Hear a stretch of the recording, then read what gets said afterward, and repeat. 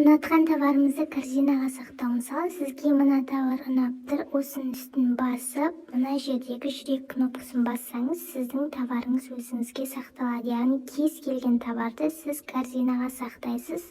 Корзинаға сақтағаннан кейін барлығын общий заказ беру керек. Одан кейін мына жерде мынау чаттың белгісі именно осы магазиннің продавеціне жазу. Осыны бассаңыз, продавецпен чат ашылады. Одан кейін мына жердегі белгі, бұл осы именно тек осы магазиннің тағы да басқа товарлары, яғни дәл осы магазин сататын товарлар.